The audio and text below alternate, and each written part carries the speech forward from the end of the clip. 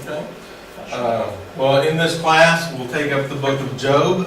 В течение этого курса мы с вами рассмотрим книгу Иова. We'll have 3 examples of bad counseling. И у нас будет 3 примера плохого душепопечения. We'll have 1 example of good counseling. 1 пример хорошего душепопечения. And we'll have 1 wonderful example of God's counseling. И будет чудесный пример Божьего душепопечения. So there'll be lots of things to learn from the book of Job. Много чего узнаем о душепопечении с книги Иова. Let's look at the syllabus. Давайте посмотрим план курса наш. Finish up this hour here. Завершим наш сегодняшний час. All right, so we have a couple things that we want to be doing. Есть несколько вещей, которые мы будем с вами делать.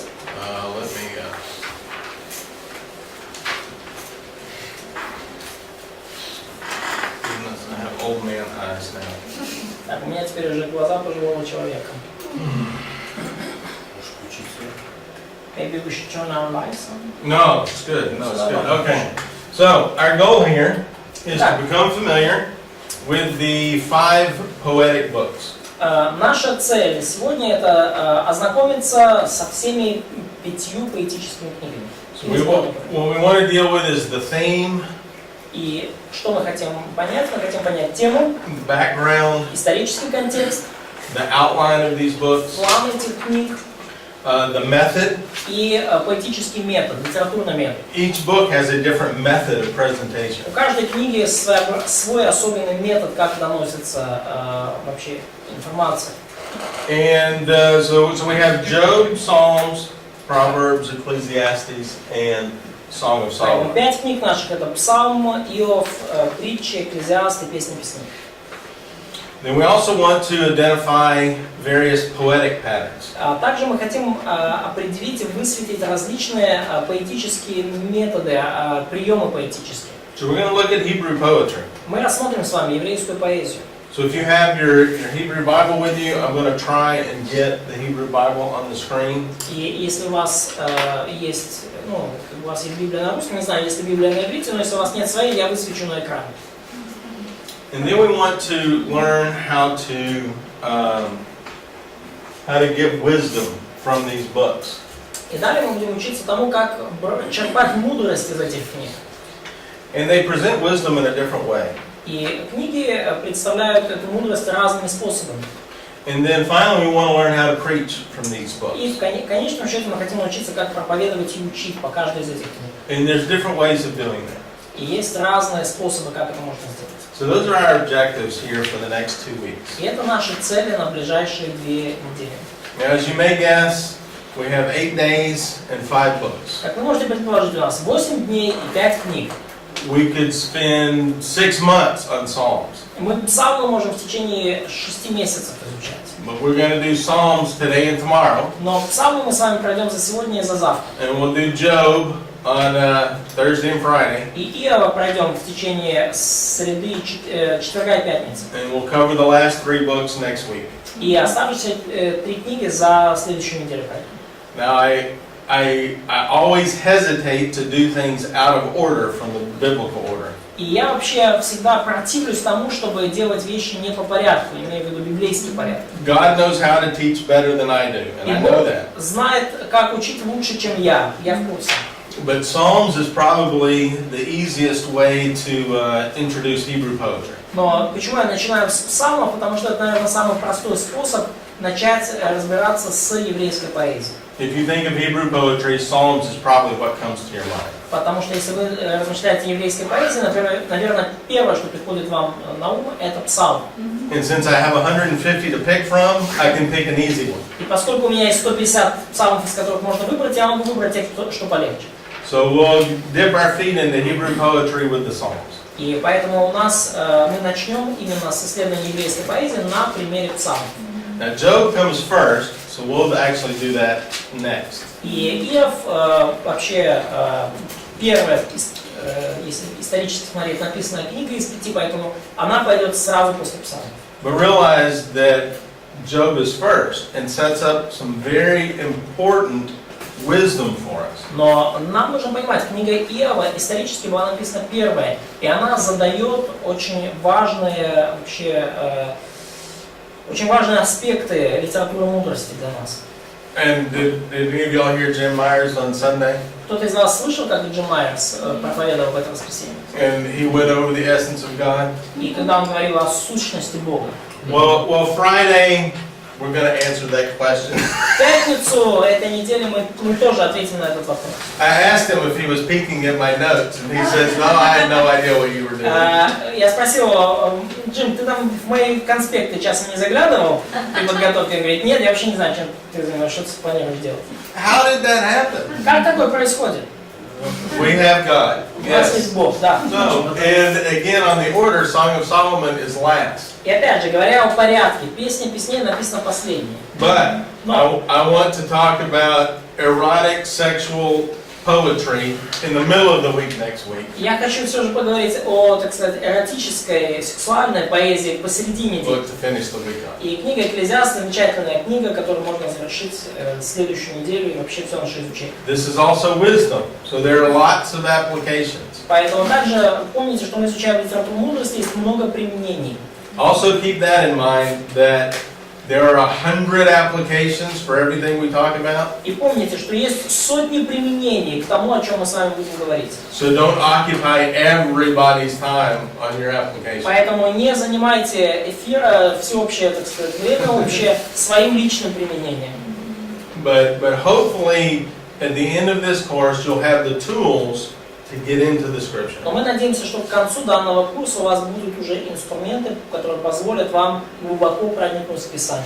So I don't know what has been translated into Russian. Я не знаю, что переводили из этого на русский язык. The best book for Old Testament outlines is the Dorsey book on there. Лучшая книга, где есть вообще структуры ветхозаветные, это комментарий Дорси. He is very big into structural patterns. Дорси очень хорошо отмечает структурные какие-то закономерности. We will look at some of those particularly with the Psalms. Мы рассмотрим некоторые из них, особенно когда будем говорить о псалмах. But he is excellent in all of the Old Testament. Но вообще он по всему Ветхому Завету прекрасно разбирается. I think the Wilkerson book, Talk Through the Bible, is a good general outline. Книга Вилкинсона «Разговор о Библии» — это хороший, в целом такой дает план, общий обзор. Walkie's book is excellent on Hebrew understanding for Proverbs. Книга Уолтке замечательно дает понять иврит, когда речь идет о притчах. Now Walkie is no longer a dispensationalist. Уолтке уже перестал быть диспенсациалистом, So I would disagree with his theology. поэтому я не согласен с его богословием. But as far as outlines and the Hebrew language, he's very good. Но когда речь идет о планах книг и о иврите, то он очень хорош.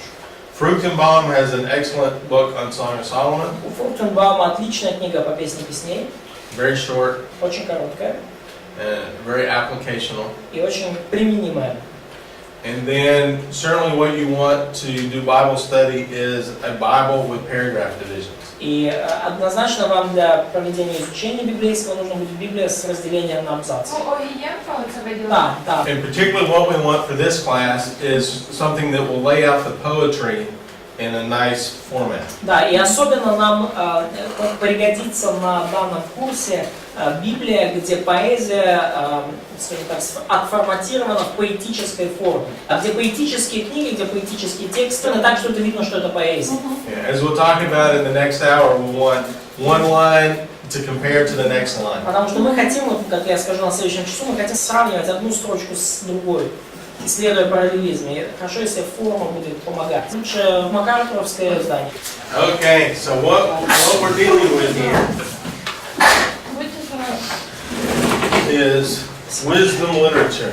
О чем мы с вами поговорим, это литература мудрости.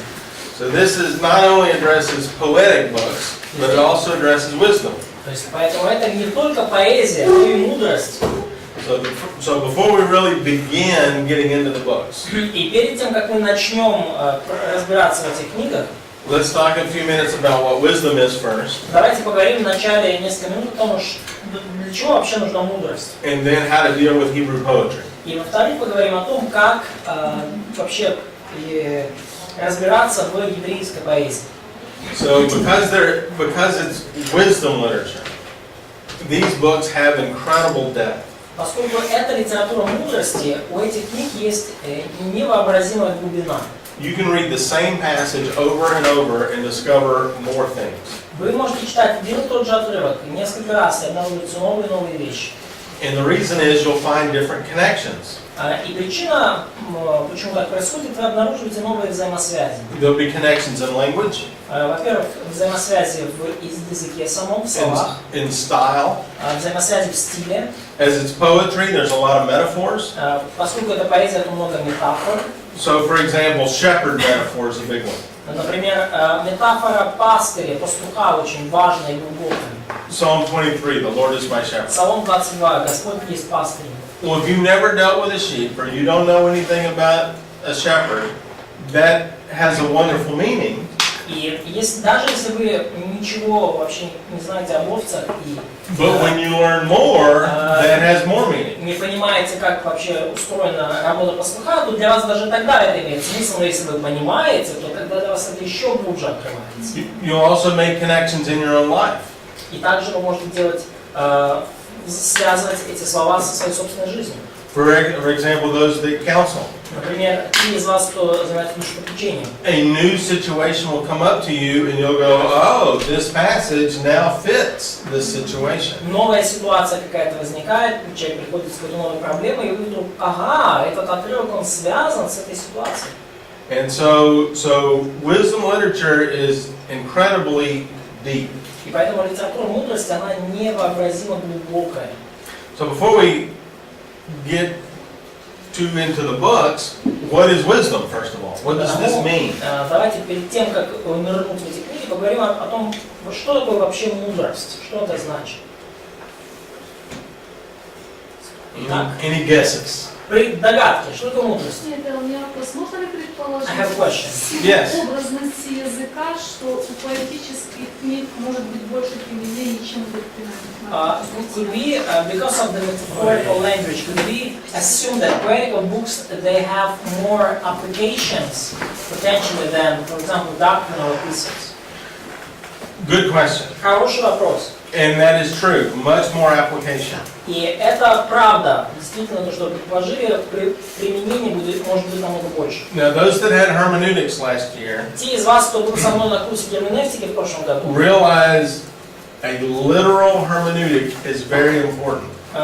те понимают, да, уже, что буквальная герменевтика, буквальное прочтение текста весьма важно. And that is true in the wisdom literature. И это также является правдой, да, необходимость буквального прочтения и в литературе мудрости. And what we want to remember about a literal hermeneutic И что мы хотим помнить о буквальной герменевтике? is we take figurative language as the author means it to be used. Это то, что мы образный язык, образное выражение мы воспринимаем так, как это задумал автор. Мы ищем заложенное автором одно значение. And my question about wisdom is going to speak to that in just a second. И мой вопрос о мудрости, я свяжу вот с тем, о чем мы сейчас говорим, буквально через секунду.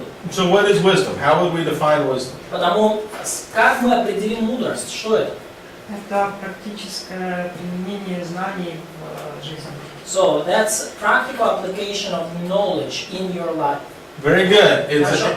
It's a practical application. Это практическое применение, And it's based on something that is true, которое основано на некой истине, on knowledge. на неком знании. And there's a lot of Hebrew words that reflect wisdom. И есть много еврейских слов, которые обозначают мудрость, которые отражают этот термин. Chokhmah is the Hebrew word that is generally translated wisdom.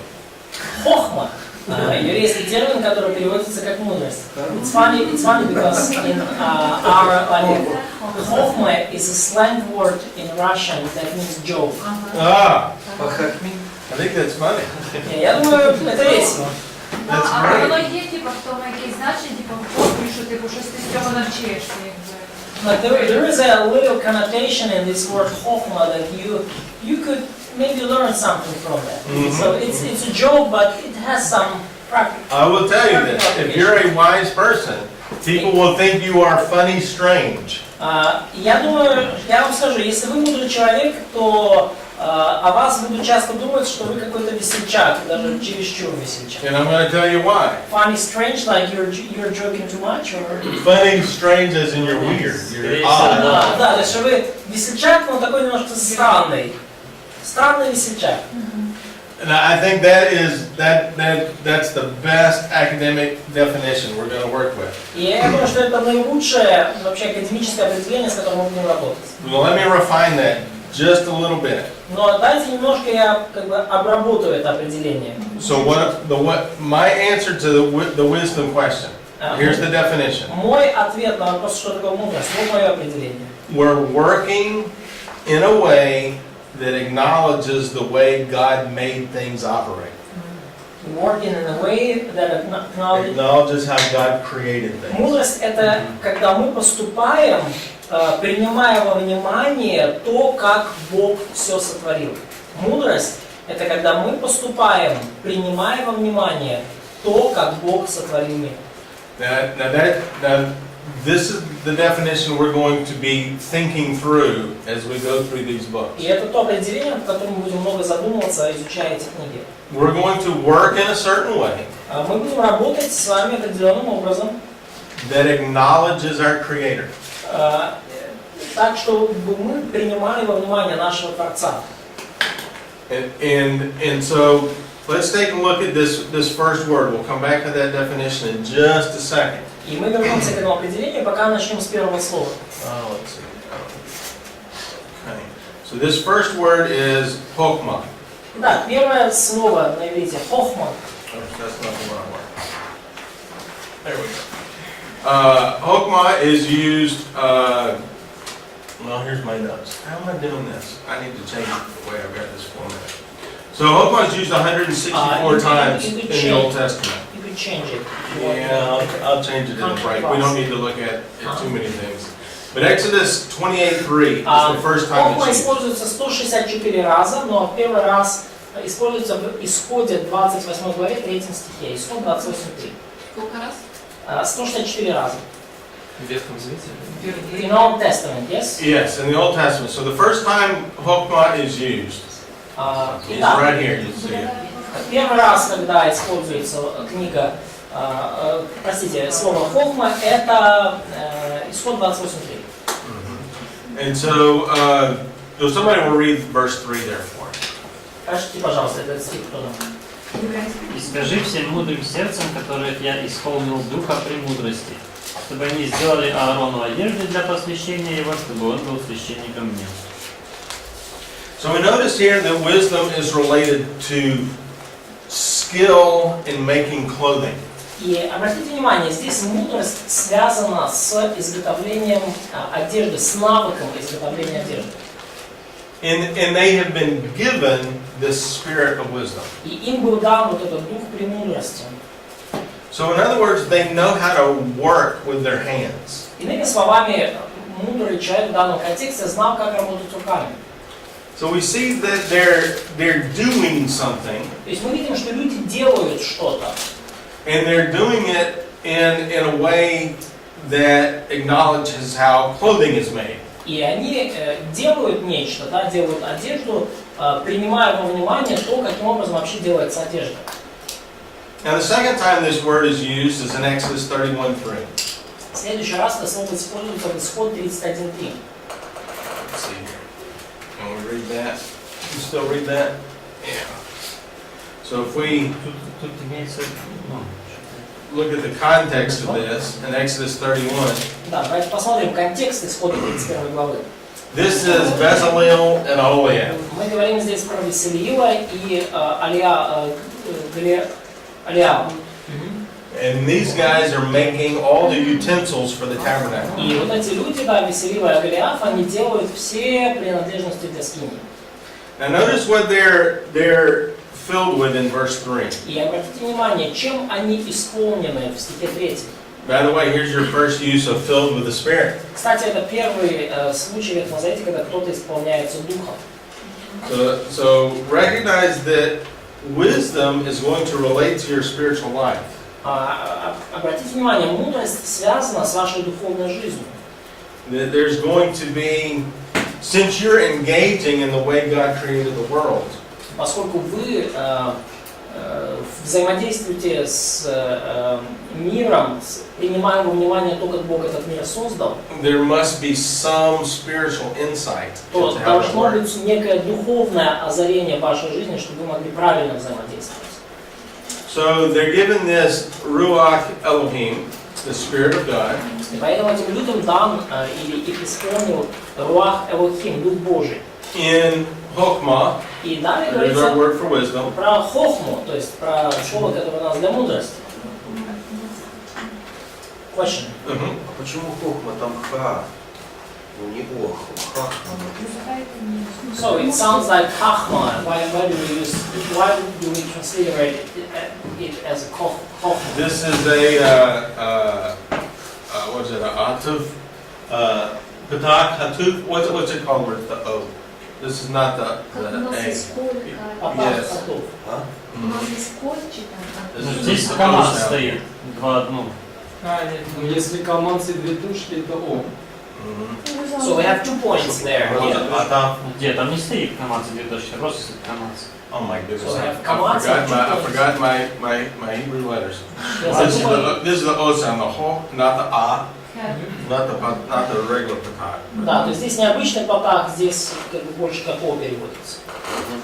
So the second word here is tabuna. Следующее слово здесь табуна. And tabuna is sometimes translated competence. И табуна, оно порой переводится как компетентность. And this is where somebody is practiced at doing something well. И ну, как умение, да, навык, да, то есть когда у кого-то есть умение что-либо делать хорошо. And so recognize wisdom will take practice. И важно понять, что мудрость требует практики. And so this is an aspect of what we're going to study as well. И это тоже тот аспект, который мы будем с вами исследовать. And then here's da'at, И следующее слово «да» knowledge. – знание. But da'at is a hands-on knowledge.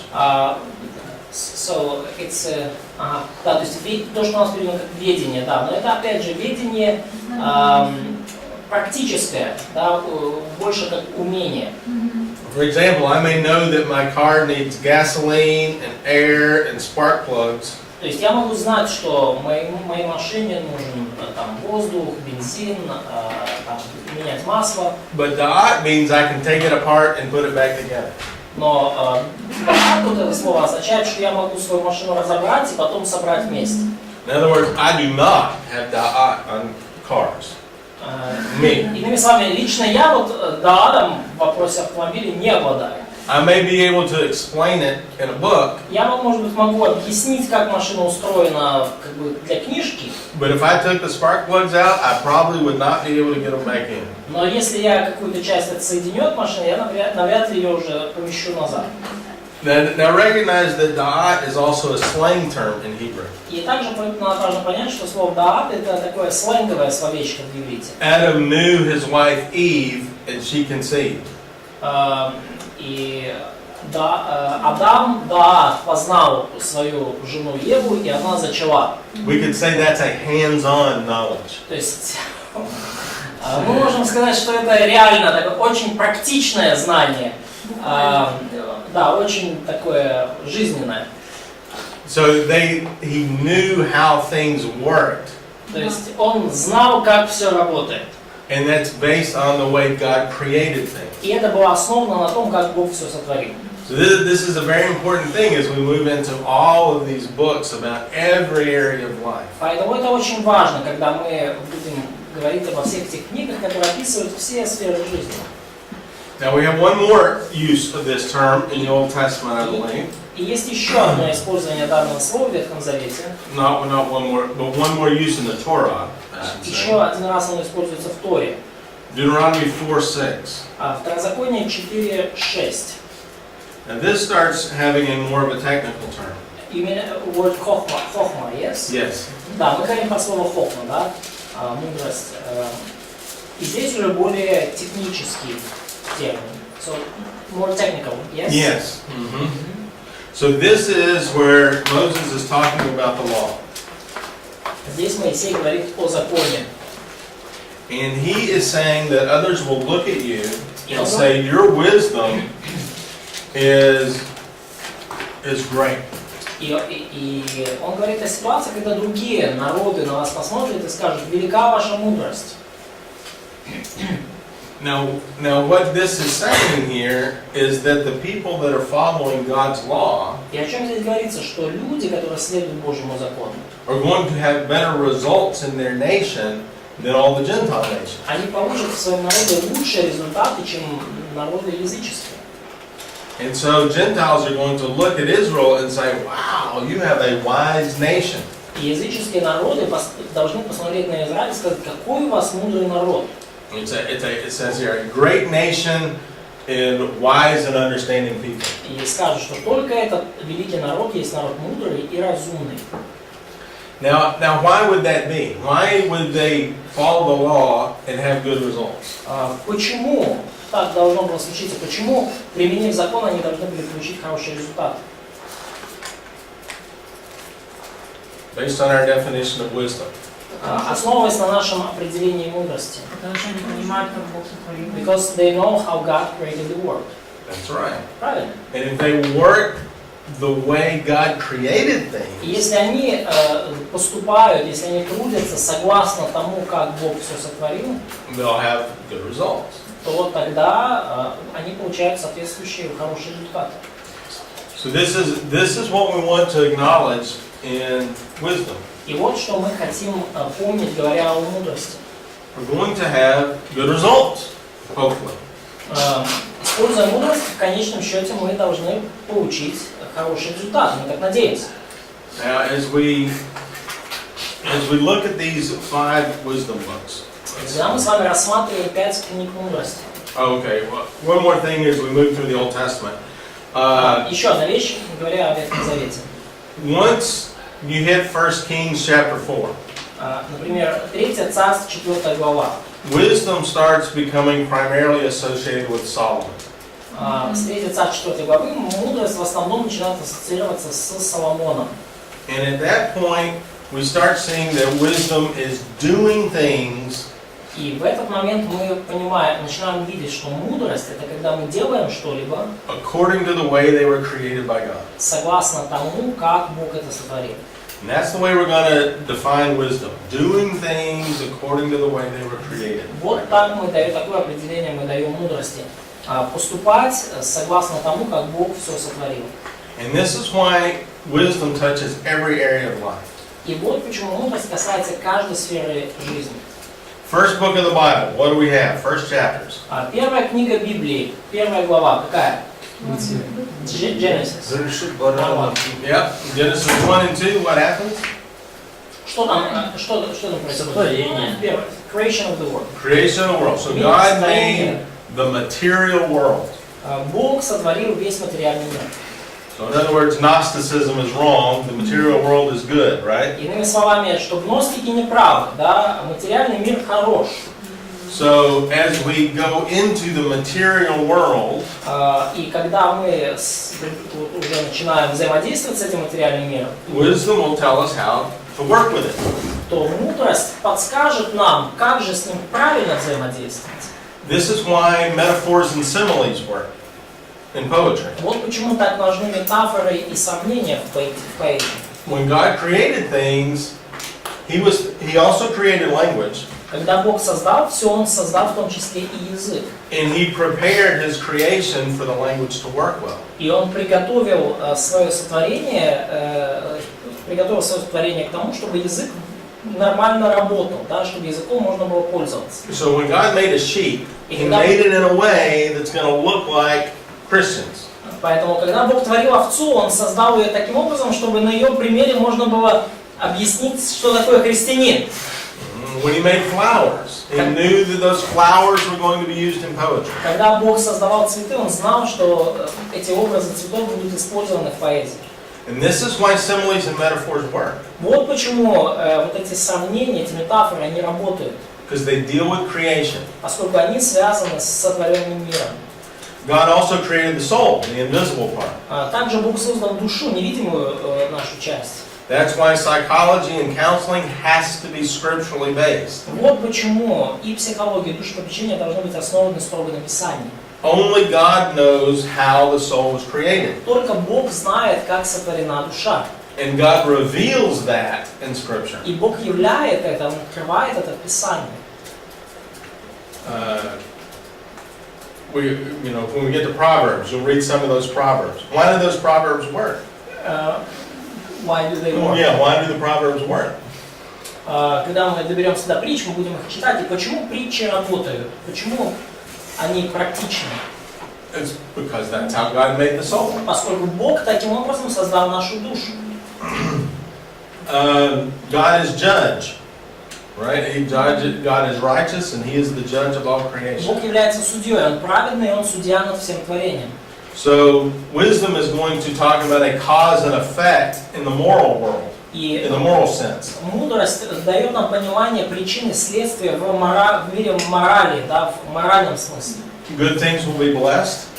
Хорошие дела будут благословлены. Evil and sinful things will be cursed. Зло и греховные вещи будут под проклятием. And that's because God is sovereign and God is judge. Поскольку Бог всевластен, и Бог является всевластным судьей. Now God is also gracious. Также Бог исполнен благодати. And wisdom literature is going to explore love and compassion. И в книгах мудрости мы увидим, как разъясняются нам Божья любовь и Божье сострадание. There's a critical word, chesed. Is that how you also Есть chesed? очень важное слово «хесед». And that is going to be a very important word in wisdom literature. Которое будет очень для нас значимым, когда будем исследовать литературу мудрости. And Like that- mercy, or Yeah, mercy, faithfulness, even love. милость, верность, любовь, все в этом слове. But this aspect of God's character is going to be explored. И этот аспект Божьего характера мы также сможем увидеть в этих книгах. So wisdom engages how God created things. Поэтому мудрость, она принимает во внимание то, как Бог все сотворил. And so if you want to learn how economics work, you go to the Bible. Если вы хотите узнать, как работает экономика, открывайте Библию. If you want to know how marriage works, you go to the Bible. Если вы хотите узнать, как работает брак, семья, открывайте Библию. How to raise your children, you go to the Bible. Как воспитывать детей, открывайте Библию. But God will tell you how it works. Поскольку Бог скажет вам, как оно все работает. So since there's a spiritual aspect to wisdom, Поскольку есть также и духовный аспект в мудрости. is wisdom literature written to unbelievers? Написана ли литература мудрости для неверующих? No, not necessarily. Нет, не Right. обязательно. Now, You mean to believers? You mean it's not? it's not written to unbelievers. It's written to believers. Да, то есть литература мудрости написана, совсем не обязательно для неверующих. So as we deal with these books of the Bible, И когда мы взаимодействуем с этими книгами Библии, we're not trying to find out how to get saved. мы не пытаемся там обнаружить путь к спасению. When we find righteousness in these books, we're not looking at imputed righteousness. Когда мы находим там упоминание о праведности, то мы не имеем в виду вмененную праведность, да, вмененную на первой фазе. Now, will salvation be mentioned? Yes, probably. Будет ли упомянуто там спасение? Да, наверное. Because a lot of the writers, I'm doing this because I'm saved. Поскольку многие авторы дают понять, что я это делаю, потому что я спасен. And then he may talk about salvation. И может быть где-то автор упомянет спасение. But his main point is, now that I'm saved, I'm obeying God. Но основная мысль в том, что теперь, когда я спасен, я повинуюсь Богу. And so it's written for believers. Поэтому в первую очередь книги для верующих. So let's walk through this wisdom pattern. This is going to be a pattern that happens to everybody's life.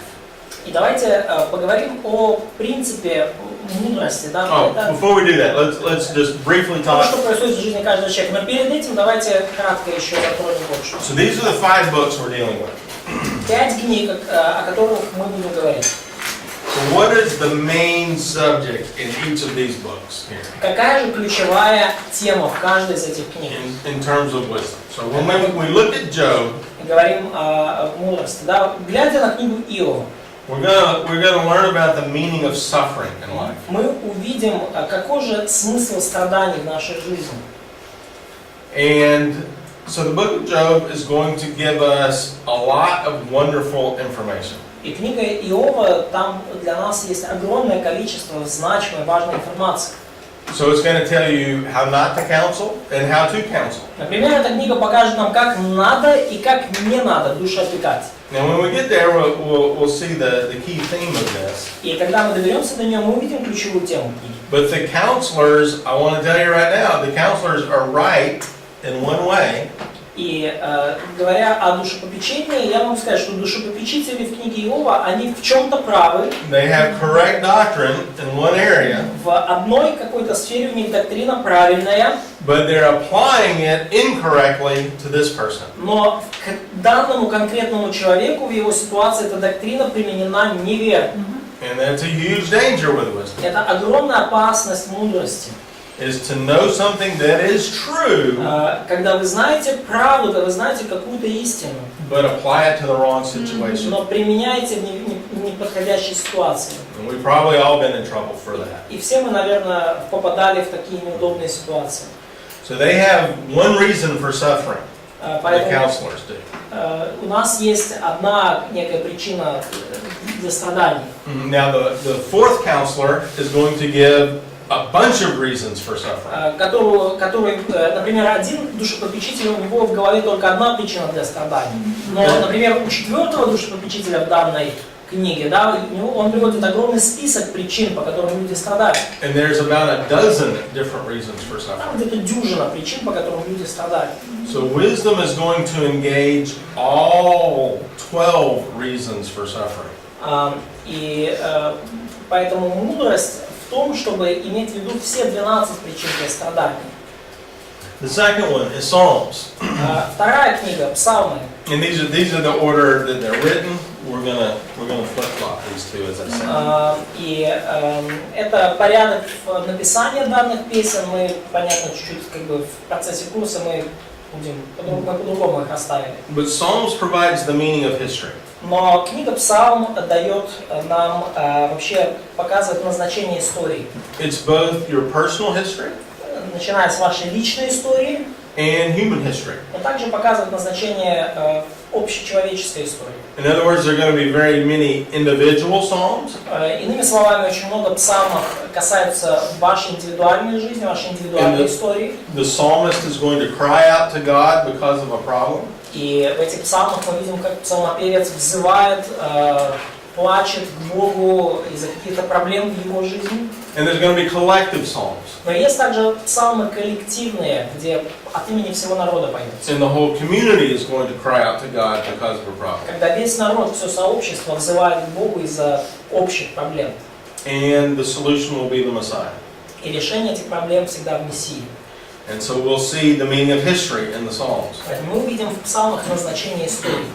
Now Proverbs gives us the mechanisms of life. Книга притч указывает нам на механику жизни, жизненные механизмы. How does life work? Как устроена жизнь, как она работает. Proverbs will teach you how to raise children, Притчи научат вас тому, как воспитывать детей, how to have a good marriage, как сделать свой брак хороший, how to have a good job, как сделать свою работу хорошей, how to have friends, как заводить друзей, how to be a good ruler как быть хорошим правителем or a good follower. или хорошим подчиненным. Just everything. Proverbs touches just about everything. Почти обо всем. Книга притч затрагивает почти все сферы жизни. Now Ecclesiastes gives the purpose of life. Книга Экклезиаст говорит нам о смысле жизни. And Ecclesiastes is a wonderful book. И книга Экклезиаст чудесная книга. If you remember the last few verses. Если вы помните последние несколько стихов. If you don't remember the last few verses, it's very depressing. Если вы забываете последние пару стихов, то тогда книга очень депрессивна. But we're not going to take it from the depressing point of view. We're not going to approach it from the Но depressing мы point не of view. будем подходить к этой книге с точки зрения депрессии, да, с позиции депрессивы. It's a wonderful book. Книга чудесная. And then finally, Song of Songs. И в конечном счете песня песней. And this talks about physical love. И эта книга говорит о любви в самом ее, так сказать, физическом аспекте. Now again, I mentioned we want to approach Scripture from a literal hermeneutic. И опять же, мы хотим подходить к Писанию с позиции буквальной герменевтики. This book is not an allegory. Эта книга не аллегория. That is the wrong way to approach this. Когда там аллегория Христа, церкви, это неправильный подход к нему. And we'll talk about Song of Songs from a literal, physical, marital point of view. И мы поговорим о книге «Песни песней» как раз-таки вот с этой буквальной точки зрения, говоря о том, как это связано с физическими аспектами любви в браке. So for you married people, hopefully this will give you supercharging in Да. your marriage. Для тех из вас, кто в браке, надеемся, что эта книга даст вам подзарядку. And for the single people, hopefully this will give you a warning to wait for a good marriage. И для тех, кто не в браке, это будет своего рода предупреждение, чтобы вы ждали до тех пор, пока вы не окажетесь в браке. So I put this in the second week so everybody can prepare themselves for Да, поэтому я difficult discussions. на вторую неделю я поместил рассмотрение этой книги, чтобы каждый мог подготовиться к этим непростым дискуссиям. My wife and I love marriage, and this is one of our favorite topics. Я и моя супруга, нам вообще очень интересна и тема брака, и мы готовы на эту тему очень долго говорить. Это одна из любимых тем. We will approach it from a literal hermeneutic. Но мы будем подходить к книге «Песни песней» с точки зрения буквальной герменевтики. As we will all of these books. Как, в общем-то, и ко всем книгам. Now let's look at this pattern, this wisdom pattern. So, давайте рассмотрим сейчас вот эту ориентацию в жизни, да, как вообще работает мудрость. We'll walk through these very slowly here, so I'm going to back up, but that's where we're going. Мы очень медленно сейчас будем разбираться в этом, чтобы увидеть, да, к чему я веду. And stomp my foot, this is on the test. И я сразу, представьте, стучу ногой, потому что это будет в экзамене. You will have to recreate this slide. Вам нужно будет воссоздать в экзамене вот этот слайд. And we will probably see this slide every day. И, скорее всего, мы его будем видеть каждый день. All right, so first of all, as life is rolling around, we're oriented to our life. И, во-первых, когда жизнь наша течет, жизнь идет своим чередом, и у нас есть некая ориентация, некое направление в жизни. And in other words, we're kind of in a comfort phase of life. То есть мы в какой-то момент нашей жизни, мы еще более-менее в зоне комфорта, у нас все относительно хорошо. And what that means is we have a worldview И что это значит? that describes the way we live in a comfortable way. Есть некое мировоззрение, которое описывает нашу жизнь и дает нам некое ощущение комфорта, то есть нам кажется, что мы все правильно понимаем. Right now we can explain just about everything in our life. И есть моменты в жизни, когда нам кажется, что мы все в ней можем объяснить. And this is where the problem begins. И вот в этот момент начинаются проблемы. Okay? And it's not always that your worldview is wrong. И Okay? речь не в том, что ваше мировоззрение неправильное. Now most of the time our worldview is wrong. По большей части наше мировоззрение таки почти всегда неправильно. But that's not always the Но case. не всегда так. But if you have a wrong worldview, Но если у вас неверное мировоззрение, you're going to be surprised, you're going to be shocked, то случается что-то в жизни, и у вас удивление, шок, you're going to be disoriented when events occur in life. и в итоге вы теряете ориентацию, да, когда происходит в жизни что-то, что не вкладывается в вашу картинку. Now, often the problem is an imbalance in your understanding. И очень часто проблема в том, что ваше понимание не сбалансировано. And this is certainly going to be true in the book of Job. That's an obvious example. И очевидный пример — это книга Иова, да, там явно некоторый дисбаланс, с которым столкнулся главный герой. For example, some of us may be on the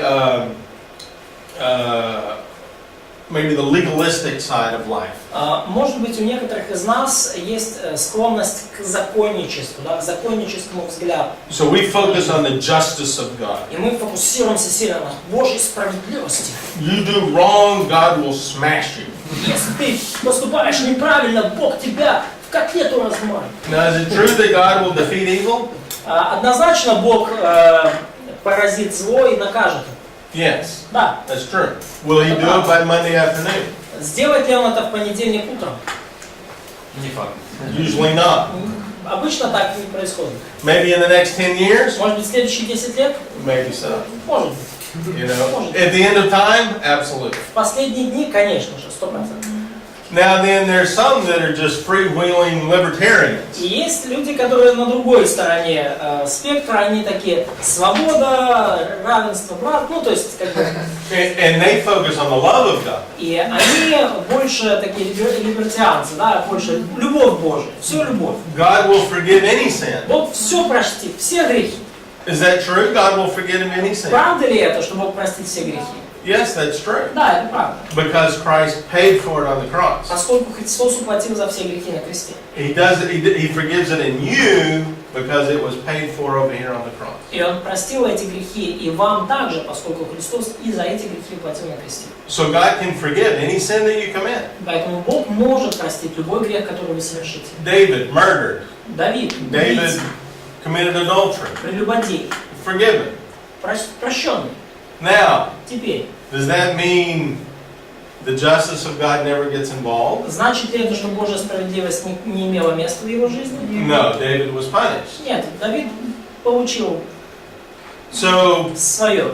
often our worldview is out of balance. И очень часто наше мировоззрение не сбалансировано. And in this example, we want the justice and the love of God to be И balanced. как вот в этом примере, который я привел, мы хотим, чтобы справедливость и любовь Божья в нашем понимании были сбалансированы. So this is where we begin, is we're comfortable with our worldview. И вот с чего мы обычно начинаем? С того, что нам хорошо, и наше мировоззрение, кажется, объясняет все, и нам комфортно. And then boom, something happens. Бум, что-то происходит. And here is a point of disorientation. И в этот момент мы попадаем в точку дезориентации. So this is a new, distressful situation. Новая стрессовая ситуация. Our old orientation has now collapsed. Наша старая ориентация, она разлетелась на кусочки. Наше старое мировоззрение не выдерживает. I think Job is probably the most famous case. Я думаю, что пример Иова, наверное, самый знаменитый в этом случае. A righteous man who should be blessed is now suffering. Праведный человек, который вроде бы должен был быть благословлен по уши, теперь страдает. So in the orientation phase, the doctrine goes like this. И на фазе ориентации доктрины звучат примерно так. The righteous are blessed. Праведные благословляются, The wicked suffer. а нечестивые страдают. Job suffers. Иов страдает, Therefore, Job must be wicked. значит Иов нечестивый. Well, the logic was wrong. Что-то не то с этой логикой. Just and here's the logic. И вот If логика. A, then B. Если А, то Б. If B, then A. И если Б, то А. That is not correct. Так не работает. If A, then B, but also if A, then C. And Потому if что A, может then быть, D. если А, то Б, а может быть, если А, то С и так далее. Just because you see a result does not mean you can go backwards and know the earlier. Тот факт, что вы видите следствие, да, результат, не значит, что вы можете отмотать назад и сказать, что вот это и есть причина. То есть если А равно Б, это не значит, что как бы, Б равно значит А. Понятно? So it is a true statement, the righteous are blessed. Поэтому это правильное утверждение, что праведники благословляются. But it's also a true statement that the righteous suffer. Но также правильное утверждение, что праведники и страдают тоже. It's a true statement that the wicked suffer. Это правильное утверждение, что нечестивые страдают. But is it also not true that the wicked prosper? Но разве это всегда неправда, что нечестивые могут процветать? Yes. So Бывает. those alternatives were not considered. Поэтому часто мы упускаем из виду эти альтернативные варианты. So we have a disorienting situation. И поэтому случается в нашей жизни некая дезориентирующая Now, ситуация. in practical circumstances, that could be warfare И там практическая ситуация может быть, например, война, or famine. или голод, It could be marriage. или какие-то проблемы в браке. Hopefully, in marriage, you don't have warfare and famine. Надеемся, что в браке у вас не будет никогда войны и голода. We'll try to prevent that in Song of Solomon. Постараемся предотвратить эту ситуацию, исследуя книгу «Песни о сне». Children, that's disorienting. Но дети, да, это дезориентирующая ситуация. You know, there's a passage in Timothy that says a woman is saved by childbirth. Да, есть такой немножко сложный отрывок в 1 Тимофея, где говорится, что женщина спасется чадородием. In our hermeneutics class, is that salvation? Is that justification? В нашем курсе герменевтики, да, как мы проходили, это что, оправдание, первая фаза? No, No. not at all. Нет. Is that salvation sanctification? Или это спасение в смысле освящения?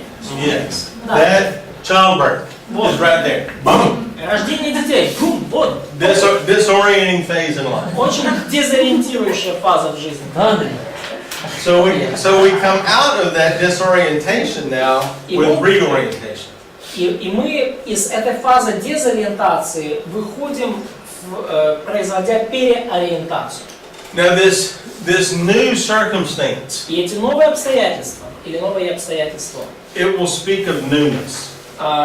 явно указывают нам на нечто новое, чего мы не знали. In other words, we don't take this worldview and just warm it over. We don't cram it back into our old worldview. Да, то есть мы понимаем, что старое мировоззрение не работает, и мы уже не пытаемся к нему вернуться. We're going to learn something new. Мы понимаем, что нам нужно понять что-то новое. There's going to be surprise. И будет определенный элемент сюрприза, удивления в нашей жизни. In other words, before that problem happened, we could not predict this. То есть, иными словами, до того, как эта проблема случилась, мы не могли ее предугадать.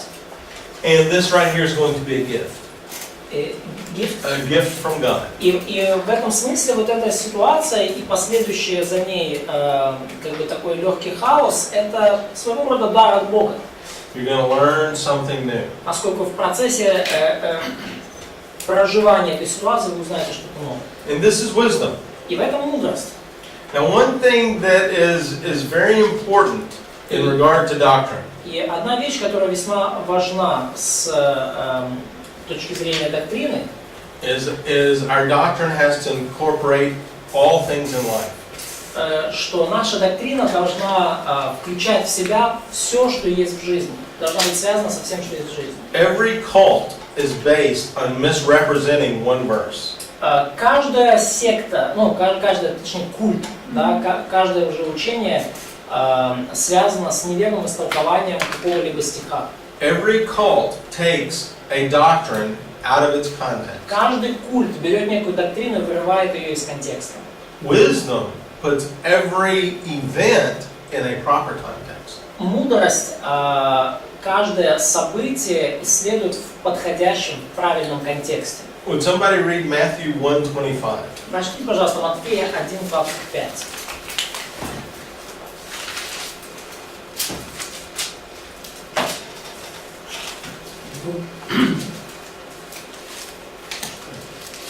И не знал ее, как наконец она родила сына своего первенца, и он нарек ему имя Иисус. So what do we learn? Что мы узнаем? Что не знала мужа. That she did not, Муж не знал Oh, what do we learn husband about Jesus? did not know about, did not know his wife. 1:25, Matthew 1:25. What 1:25? Да, 1:25. He had no union with her until she gave birth to a son. Okay, all right. So what do we learn about Jesus? Что мы узнаем об Иисусе таким образом? He's born. Что он родился? Born as a human being. Он родился человеком.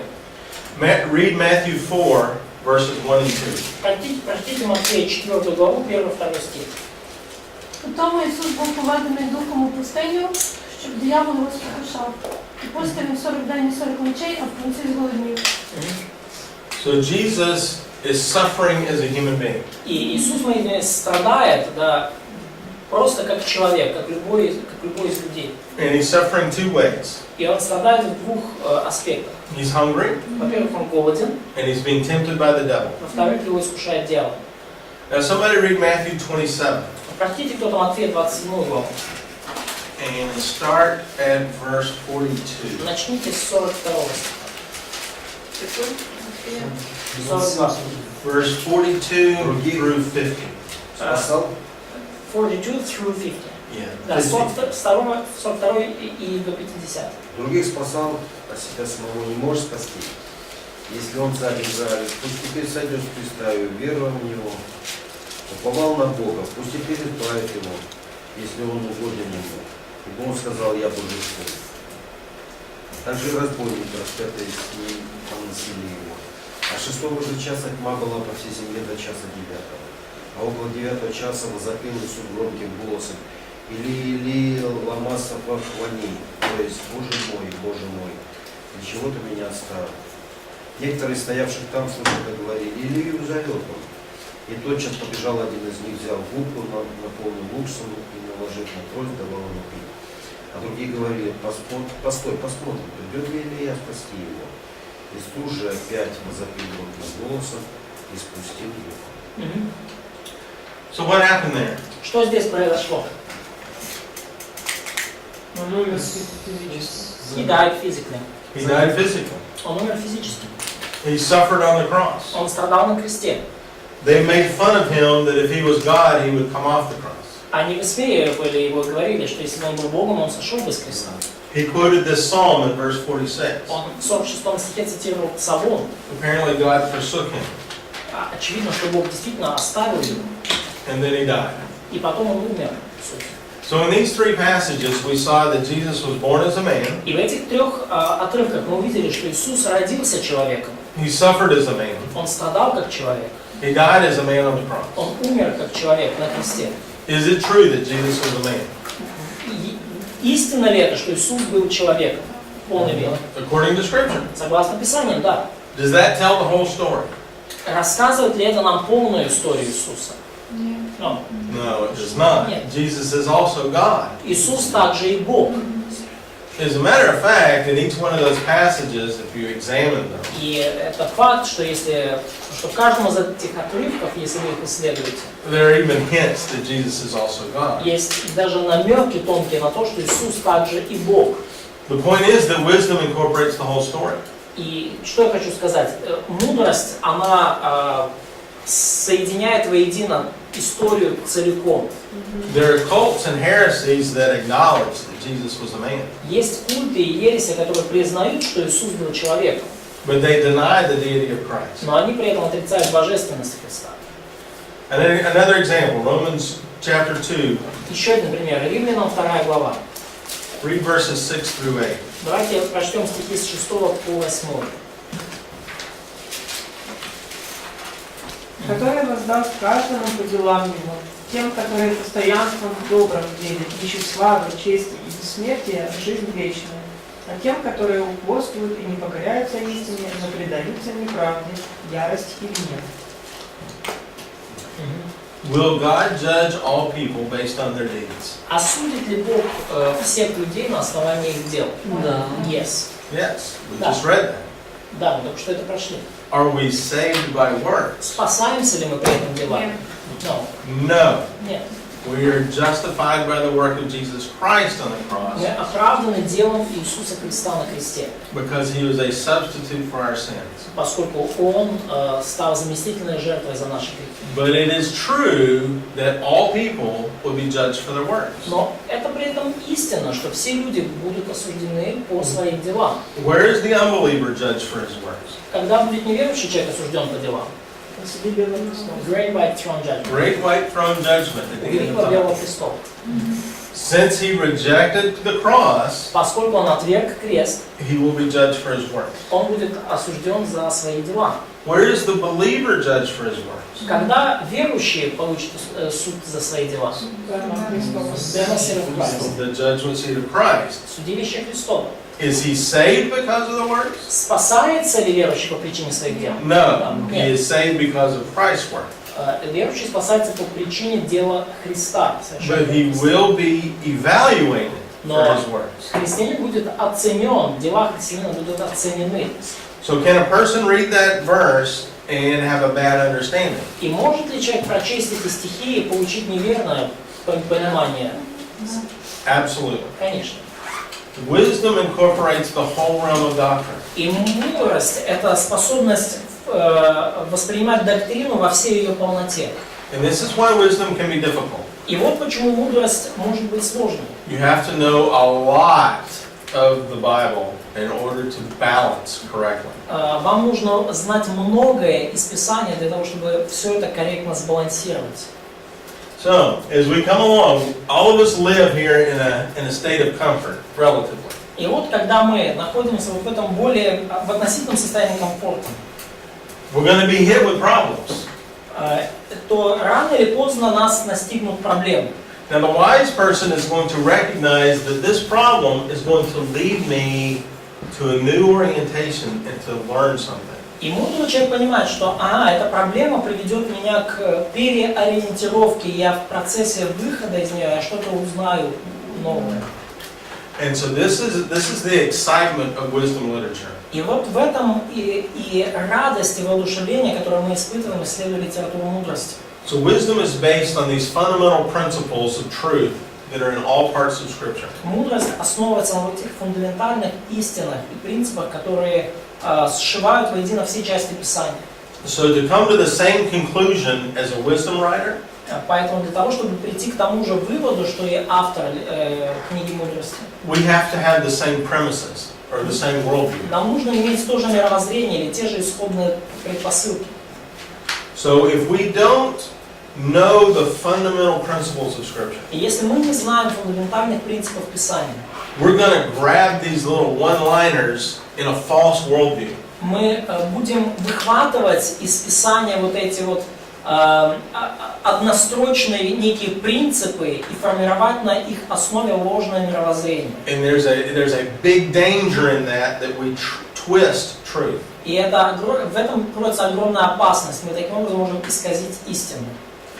And so the wisdom literature is based on a foundation of all your other theology classes. И литература мудрости основывается на фундаменте, который закладывается во всех ваших курсах богословия. So those theology classes are incredibly important. Поэтому все ваши курсы богословия, которые вы проходите, они очень-очень важны. Because wisdom is going to be put on top of that. Поскольку мудрость, она как навершие вот всего этого строения, она наверху. So we'll pause here at this point, and it's time for lunch, right? We have 12 more minutes. Oh, we have a few more minutes. Okay, all right. So let's see here. Мы можем сделать и сейчас. But technically we could make it now. It's not we'll just start earlier. Yeah, I'm just. If it's better for you. I think so. This would be a nice little, just a few minute introduction here to the Psalms. Я думаю, что давайте сделаем, если есть время, небольшое, кратенькое введение в псалмы. So the Psalms are lyrics to music. Псалмы, технически говоря, это тексты песен, тексты, положенные на музыку. And the thoughts that they convey И те мысли, которые доносятся через псалмы. dig into the conscience. I'm sorry. They dig into your soul, into your conscience. Это задумывается так, что эти мысли будут глубоко входить в ваше сознание, ваше разумение. And poetry brings up emotion. И поэзия при этом добавляет этим мыслям, этим идеям эмоциональную нагрузку. And so, if you notice where these wisdom books are found in your Bible, И если вы обращаете внимание на то, где мы видим эту литературу мудрости в Библии, I assume your Bible is the same as the English Bible. I guess, я так предполагаю, ваша Библия, по крайней мере, порядок книг такой же, как в английском. Yes. Yeah. So where is Job? Where are these 5 books found? Где мы видим эти 5 книг в Библии? After historical books, we have section of poetic books. Correct. Right after the history books. Прямо после исторических книг.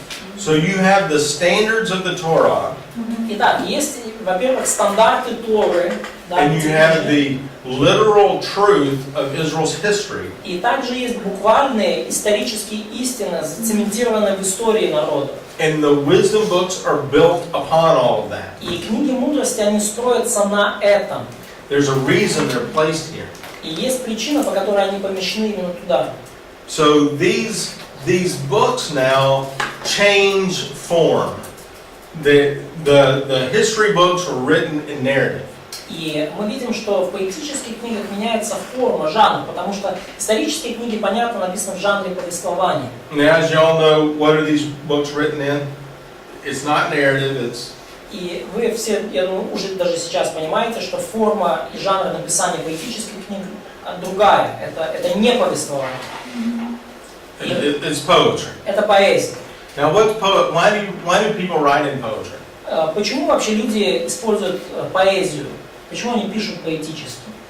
Why would you write a poem? Зачем, с какой стати вам писать вдруг стихи? Guys, don't worry about this. I know you don't know the answer. Парни, можете даже об этом не бежать, я знаю, вы не знаете ответа. Чтобы выразить свое отношение. In order to convey your attitude to something or your emotions about something. Very emotional. Да, Yes. поэзия очень эмоциональна, да. Человек создан так, что он воспринимает красоту, и в том числе красоту слова. Он может наслаждаться этим. Human creatures are made the way they could enjoy the beauty in general and the beauty of the words in general. So The beauty. да, красота, да. Wonderful. Because this is the way God created the world. Поскольку именно таким образом, красивым образом Бог создал мир. And man should have an appreciation of how God made this beautiful И world. человек должен ценить то, каким образом Бог создал этот прекрасный мир. Emotion, beauty, Эмоции, appreciation. красота. Еще они чаще всего пишутся в рифму и запоминают. Тут гласит он. So poetry usually uses the rhymes that helps us to remember things. It's Memory. память, Huge, запоминание. Там еще слова тяжелее подобрать, чтобы создать эту рифму. And also it's more difficult to find the right words for rhyming. There will be unusual words in poetry. Да, в поэзии будут попадаться необычные слова. Very good. Yes. There's any other reasons? I could say that poetry helps to condense experience. Condensed. Poetry is very Ну, condensed. поэзия помогает сконцентрировать некий жизненный опыт. То есть поэзия это очень концентрированное изложение. These are all wonderful reasons for poetry. And this is what we'll see. И все это очень важные причины, по которым мы используем поэзию, и все это мы увидим в наших книгах. Ну и часто еще сравнения, всякие образы такие, которые ты не будешь в разговоре. Also, poetry involves a lot of, like you said, similes or metaphors that you rarely use in regular talk or even in narrative. Very metaphorical. Да, метафоричность. Можна дословно передавати, всі запам'ятають. So it's easier to convey the poetry if you use oral tradition. It's easier to pass it through generations. Very good. Yeah. Очень хорошо. Memory. Опять же, аспект памяти, да? And on that point, guys, have you written a poem to your girl? И говоря на эту тему, парни, написали стихи вашей там жене, девушке, да? Нет, да? Does she remember it? Oh, she's nodding already. Yes. So, guys, if you haven't, you should write a poem to your Парни, girl. если вы еще не делали этого, то напишите стихи. I'll tell you one poem, Я скажу вам одно стихотворение. and she will remember it the rest of her life. Напишите, и она запомнит до конца жизни. God has written us 5. Бог оставил нам аж 5 стихотворных книг. These are things we should remember. И это те вещи, которые нам нужно запомнить. And these are things that engage the root of our being. И это такие тексты, которые вовлекают все наше существо до самых корней. They're incredibly emotional. Они очень эмоциональны. And they're written with a certain technique that once you catch on to the technique, И you'll они remember. эти тексты написаны с использованием определенных техник, так что если вы поймете эту технику, вам будет легче понять и проникнуться.